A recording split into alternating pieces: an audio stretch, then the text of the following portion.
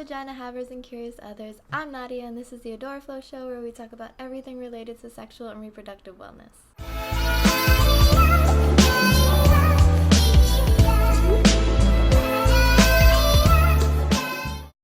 Today we're going to be talking about why PMS doesn't need to be a thing in your life, but first.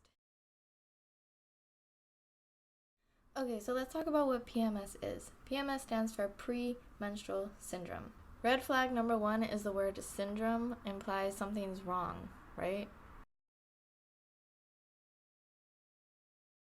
According to Google, PMS refers to the physical and emotional symptoms that occur in the 1 to 2 weeks before a woman's period.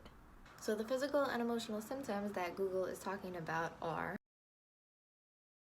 Let's talk about what causes PMS. If you Google what causes PMS, you're probably going to find a whole bunch of articles and sites that say... Basically, no one knows what causes PMS, but researchers think it's probably due to changes in sex hormones. Let's look at what a healthy cycle looks like. In a healthy cycle, your estrogen is rising during your follicular phase. It peaks right around ovulation, and then at the same time, at ovulation, your progesterone begins to rise, and then about halfway through your luteal phase, it begins to drop, and that should lead you smoothly into your moon time. And unfortunately, that's not the case for everybody. If it was, everybody would be fertile and everybody would experience very little to no PMS symptoms at all. So why is it not like this for everybody, you ask? Well, we really could get into a whole discussion about all of the hormones involved here because there's a lot of hormones involved here, but that's a whole another rabbit hole for a whole nother day, and we're not going to do that. Today we're just going to be talking about estrogen and progesterone. So estrogen is your primary female sex hormone, but it gets a little bit confusing because estrogen actually refers to all female steroidal hormones. So the main one we're going to focus on is estradiol. Estradiol is the one your developing follicles release during your follicular phase, which is before ovulation. You can think of estradiol as like the yang hormone or like the happy hormone because it elevates your mood and increases libido because it increases serotonin and dopamine. And then there's progesterone. Progesterone's main purpose is to hold and nourish a baby, which, fun fact, is actually where the name of it came from. It's progestation hormone, progesterone. But if you didn't get pregnant, you can think of your progesterone as like the yin to your estrogen's yang. The progesterone is more like relaxing and calming and like bringing you down, but not in a bad way.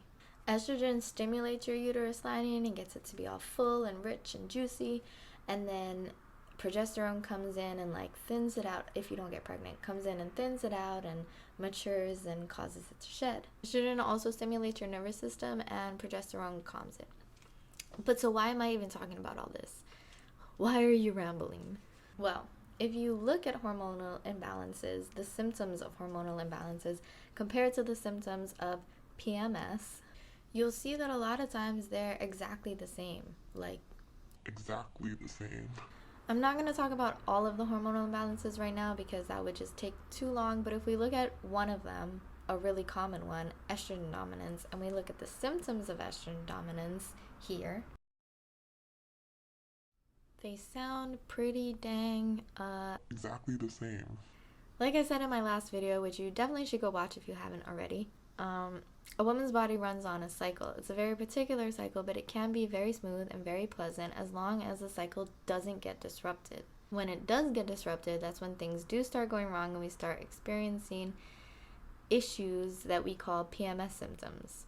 For a lot of women, these issues become debilitating and like really affect their actual lives, but even if it doesn't for you and you are experiencing symptoms that you can just kind of get by with or like get along with anyway, it doesn't mean you should ignore the symptoms. When you have things going on, when things are happening in your body's trying to tell you something. When like something's off or something's uncomfortable or something requires you to take some kind of action, like take a painkiller for example, things are not right, and these things shouldn't be ignored because they definitely can lead to some more serious things in the future. So now you're probably thinking, okay, that's great, Nadiah, but why are these hormonal imbalances happening and what do I do about them, right? Well, for that, you'll have to watch my next video. I really hope you enjoyed this one. If you did, please share it so somebody else can see it. Till next time, happy cycling.